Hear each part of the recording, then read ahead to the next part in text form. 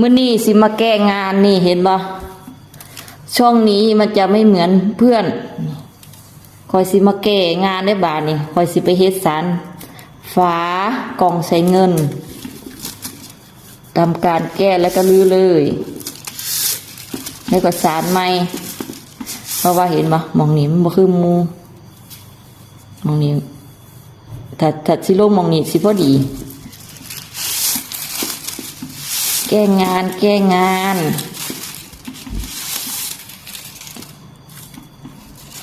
ตรงนี้เนาะ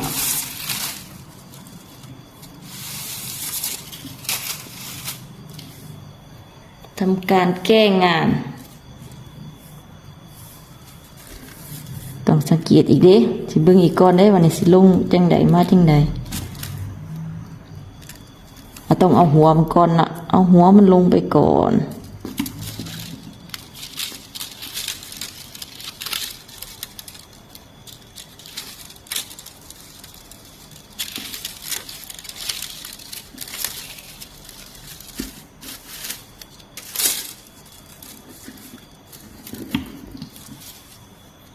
น่าจะใส่นะ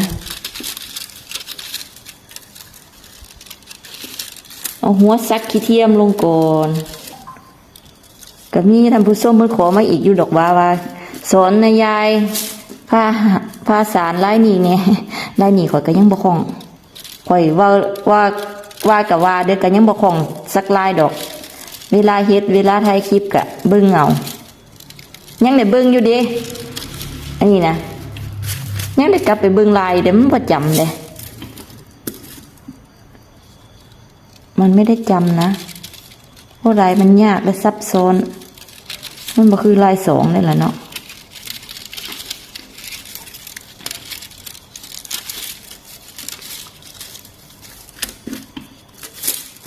เดี๋ยวคอยดูตอนจบเนาะแต่สิมาถาคอยอีกมันก็คือสิโดนเติบนะก็กว่าสิแล้วแล้วนี่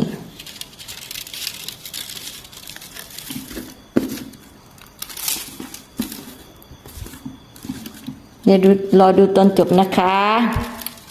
เดี๋ยวสิเฮ็ดให้เบิ่งแบบรวดรัดตัดตอนเอาเลย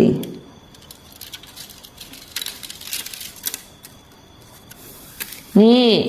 แก้งานเรียบร้อยแล้วก็คือช่วงนี้เห็นปะติดกันเรียบร้อยแล้วเนี่ย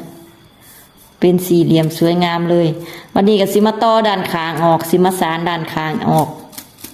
ถ้าเบิ่งอีกเนาะเอาอีกหน่อยนึงเนาะเดี๋ยวก็สิถ้าเบิ่งตอนจบตอนที่มันเสร็จสมบูรณ์ค่อยสานกันเด้อเสร็จเรียบร้อยแล้วอุ้ยเบิ่งทุกคนเบิ่งซอยข่อยเนี่ยมันเป็นลายที่เกิดขึ้นเองน่ะเกิดขึ้นเองจังใดมันว่าข่อยก็ยก3ไปปกตินี่แล้วเฮาก็คิดไปนี่ออกมาเป็นแบบนี้เลยนี่เป็นลายแบบนี้เลยที่แรกข่อยตั้งใจเฮ็ดแต่มุมนี้บัดนี้เฮาประสานแล้วมันบ่พอฝามันบ่พอฝาข่อยสิไปเฮ็ดฝากระปุกใส่เงินข่อยก็เลยต่อออกแล้วมันก็เป็นลักษณะนี้เลยว้าวงา